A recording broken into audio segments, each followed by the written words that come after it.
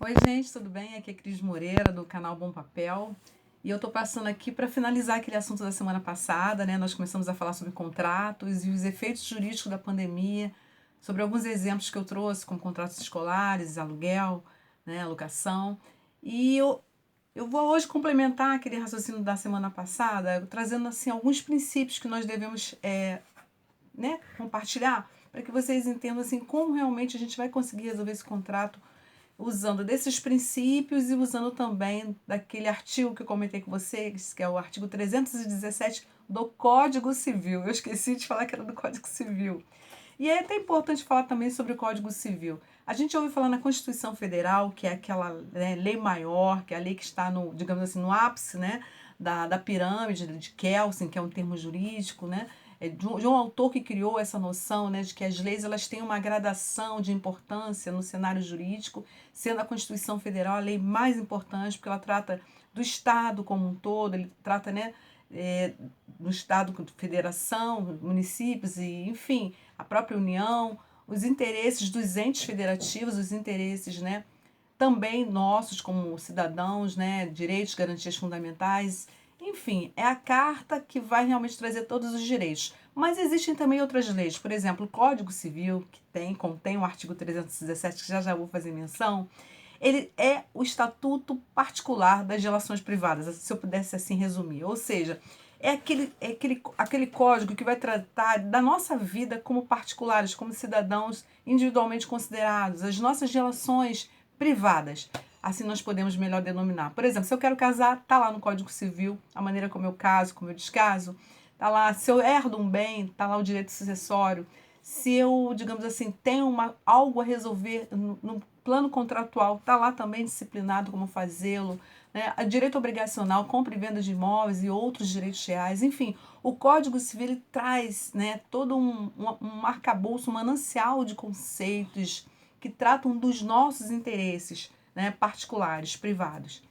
Então, voltando, né? A noção de contrato ela traz consigo princípios. Quando às vezes eu não consigo resolver a situação que é trazida, né, para ser resolvida ao judiciário, ou mesmo assim, no plano de uma negociação entre as partes envolvidas, nós temos que lançar mão da lembrança dos princípios. E um princípio que eu gosto muito, que inclusive foi objeto da minha dissertação de mestrado, quando eu, né, concluí, entreguei, foi a função social do contrato, ou seja, o contrato, ele antes de cumprir uma finalidade econômica, porque sim, ele é um veículo de transmissão de bens na economia, ele gira, ele injeta, digamos assim, a instrumentalidade necessária para que os negócios jurídicos se realizem no dia a dia. Então, por exemplo, quando eu compro um pão na padaria, eu estou contratando, sendo que é um contrato não verbal. Quando eu pago uma passagem para ingressar no ônibus, enfim, esse tipo de situação corriqueira no dia a dia, tudo é contrato. E quando eu compro um imóvel, é um contrato. Sim, aí eu consigo visualizar por quê. Como é um contrato que envolve mais dinheiro, que envolve mais investimento, então eu preciso de uma formalidade, uma solenidade maior para que esse contrato seja assim reconhecido. E assim outros, né? Qualquer outros contratos que nós possamos imaginar que requeram também a mesma formalidade, né? E o instrumento contratual como garantia das partes. Mas voltando, independente de nós reconhecermos como normal essa situação que eu estou trazendo para vocês, o contrato ele tem que ter essa visão de cumprir a função social.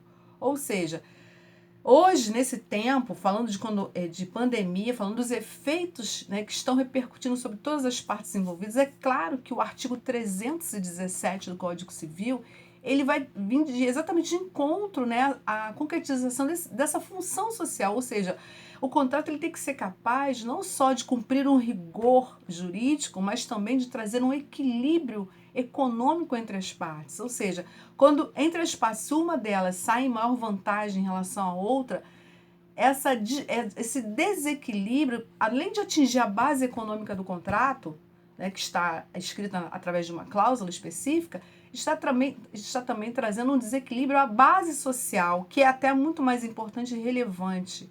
Então é aí que o Poder Judiciário entra para reequilibrar.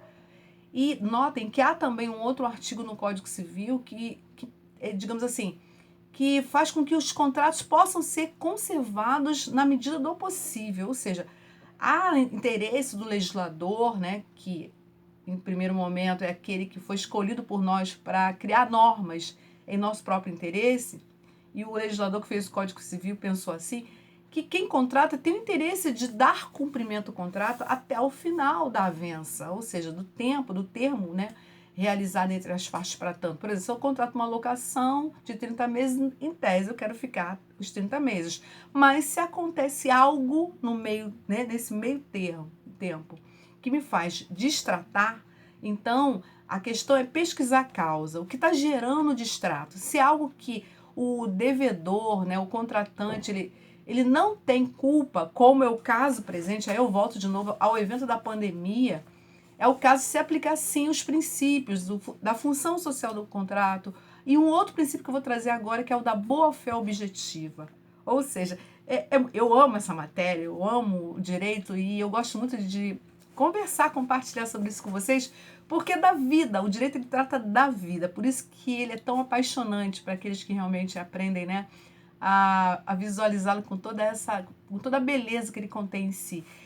A boa-fé objetiva é aquela boa-fé que vai ser aferida através dos atos praticados, ou seja, não é algo presumido, é algo que efetivamente se verifica através das práticas, e inclusive através das cláusulas contratuais. Tanto é assim que existem cláusulas que são flagrantemente abusivas de pleno direito. Sim, aí voltando, né, à complementação. Quando eu falo de um contrato, eu falo de um documento jurídico que tem que trazer cláusulas que, digamos assim, traduzam, reflitam um equilíbrio entre as partes. Se houver, por exemplo, cláusulas que só tendam a favorecer a um dos contratantes, isso acaba sendo, infelizmente, muito comum no contrato de locação. Esse contrato, de alguma maneira, ofende simultaneamente a função social do contrato, que tem insta, né, em si o equilíbrio contratual, bem como o princípio da boa-fé objetiva, tá? Que se traduz, como eu acabei de falar, em situações práticas. E nesse caso aí, as cláusulas em si vão denunciar se o contrato tem ou não, né, essa boa-fé objetiva nas próprias cláusulas e, consequentemente, na atuação decorrente das partes contratantes. Então é isso, gente. Olha, né, para reafirmar aí essa questão, né, dos princípios aplicados a essa tratativa hoje que é tão, digamos assim, sensível ao que está acontecendo, né? E vou trazer também mais um outro contrato que na semana passada eu não dei como exemplo, mas é importante. Por exemplo, pacote de viagem. Tem muita gente que já contratou pacote de viagem para usufruir, né, neste ano de 2020 e está na dúvida. E aí, eu viajo ou não? Como é que fica? Eu perco o valor que eu investi na viagem? E a resposta é que não, você não vai perder. E se você souber fazer uma negociação, que eu acho que é o mais aconselhável nesse momento. Não é que se falar em judiciário no primeiro momento. O judiciário deve ser assim, como se fosse a última instância a você percorrer caso você não consiga negociação. Por quê? Relembrando o conteúdo do último vídeo, né? A empresa também que realiza eventos de viagem, ela também está sujeita às mesmas situações que todos nós. Então, assim, nós temos que pensar de maneira ética. O contrato traz consigo também essa visão. Né? A própria boa-fé objetiva, ela vai requerer uma eticidade daquele que, né, até na negociação, faz uma proposta. Então, das duas, uma. No primeiro momento eu estou pensando assim, embora possam até haver outras situações que, né, sejam meios de solução. Ou sendo o caso por exemplo, a viagem agora em junho, início de junho, nossa, a gente ainda está, né, bem no influxo da pandemia.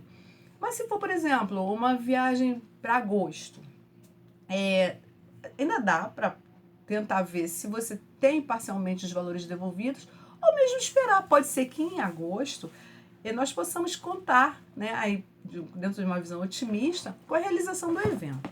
Ou mesmo, né, para aqueles que são mais conservadores e seguros, pensar em negociar com a empresa, né, de eventos, né, de viagem, o adiamento para o ano de 2021, que, ao meu ver, talvez seja o mais conveniente nesse momento. Então, gente, hoje eu fico também por aqui. Agradeço a atenção de vocês. Peço que deem um like e que compartilhem esse vídeo, né? Se vocês entenderem que seja de interesse de outras pessoas.